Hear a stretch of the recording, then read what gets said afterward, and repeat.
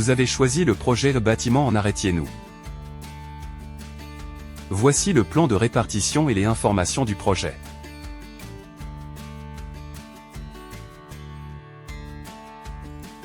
Je crée un nouveau projet que j'appelle arrêtiez-nous. Je clique sur Suivant, Suivant, puis je choisis une structure vide pour dessiner mon mur. Ensuite, je sélectionne la pente, 19,29 degrés. Ici, il n'y a pas de débord, donc je choisis un débord en creux de vache de 500 mm. Une fois dans l'interface principale du logiciel, comme j'ai choisi une structure vide, le logiciel n'a encore rien défini. Je vais donc importer un plan DXF. Le logiciel a trouvé mon plan DXF, je le place à l'endroit souhaité. Désormais, j'ai un plan de fond pour recréer les murs. Je commence à tracer mes murs. D'abord ce point, puis celui-ci, celui-là, et encore ici. Voilà, je peux aussi changer la vue pour mieux visualiser les murs. Pour créer le plan de toiture, j'ajoute un plan de toit en sélectionnant d'abord ce côté, puis celui-ci, et enfin celui-là, jusqu'à la noue. Ensuite, j'enregistre le plan. Si vous voulez masquer le plan DXF, il suffit d'éteindre la lumière de fond. Ici, on remarque un petit problème, ce n'est pas un groupe, c'est un pignon, avec un débord de 500 mm. Comme le bâtiment est un arrêtiez-nous, les faîtages ne sont pas forcément alignés. Si je veux les aligner, j'utilise l'outil égaliser la hauteur des apex. Je garde un faîtage fixe et je modifie l'autre. Le logiciel ajuste automatiquement le niveau du faîtage en modifiant la pente du mur. Elle passe de 19,29 degrés à 20,964 degrés. Je dois donc modifier la pente du mur opposé pour qu'elle soit identique. Je copie tout simplement ce mur. Et maintenant les deux côtés ont la même pente. Ensuite, je remarque un autre problème, la dimension de cuvée. Comme la pente a changé, la longueur de la cuvée aussi.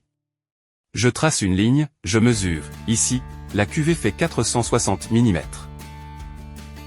Je modifie donc la dimension à 460 mm. Pour le reste, je copie simplement le mur.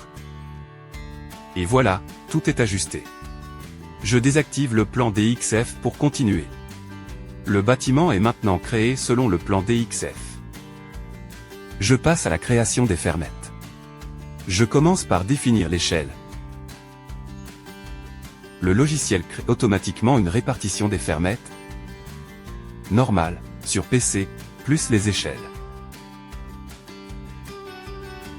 Je renomme certaines fermettes, celle-ci s'appelle FS, la fermette sur BC, l'autre F01, etc. Ensuite, je crée un groupe sur l'autre côté, avec une seule fermette en K.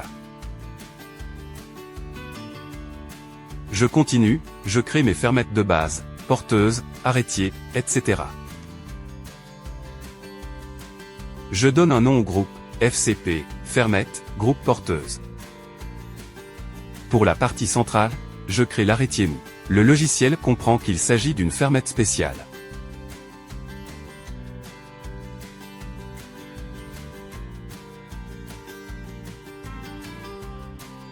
Je crée cette fermette. Je modifie un peu la triangulation.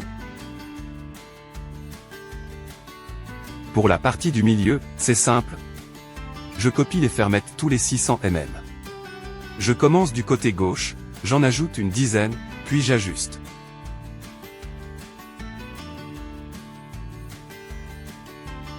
Je remarque une petite collision entre les fermettes d'arrêtiez-nous et celles copiées, donc je déplace légèrement pour éviter le contact.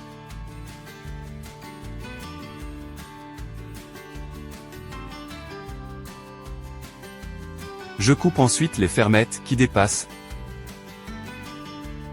Le logiciel le fait automatiquement. Je renomme ces fermettes FT. Et je vérifie les descentes de charge. Le logiciel crée correctement une descente de charge sur l'arrêtiez-nous. Je fais la même chose de l'autre côté, même espacement, même ajustement.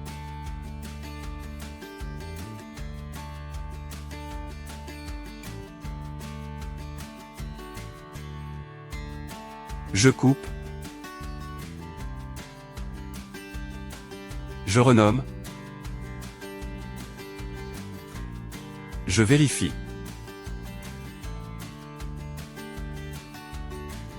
Tout est bon. Je passe ensuite à la génération des charges. Toiture 0,5, plafond 0,25. Le projet est à Bordeaux, pas de charge spéciale. Le logiciel ajoute automatiquement les descentes de charge. Je lance les calculs, calculer les fermettes. Certaines ne passent pas. Je commence par les empanner. Pour les optimiser, j'en supprime ou j'ajuste les potelets.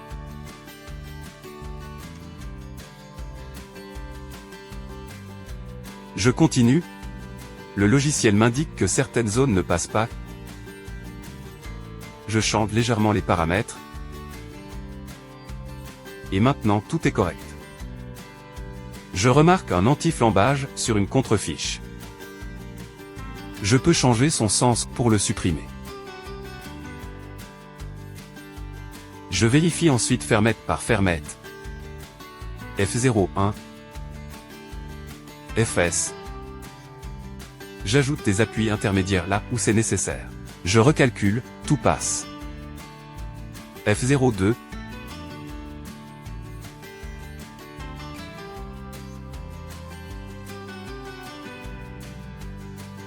FT.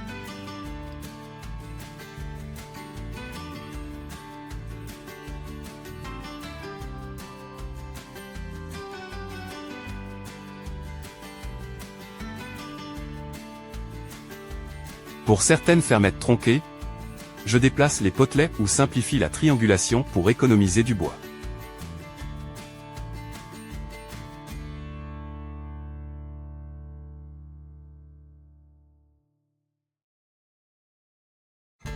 Je répète l'opération des deux côtés.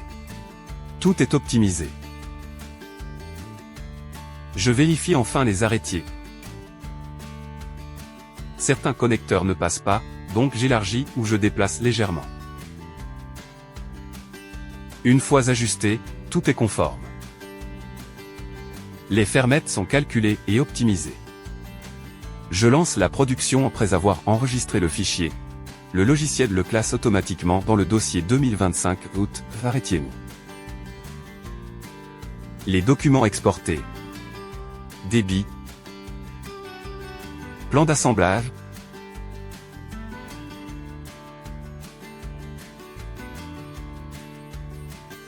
Notes de calcul sont enregistrées dans ce même dossier. Je peux aussi consulter l'analyse de prix, volume du bois, connecteur, quantité de nœuds, connecteur divisé par 2. Tout peut être enregistré. Enfin, si vous avez une machine automatique, vous pouvez exporter le format adapté. PVN pour 1 DG.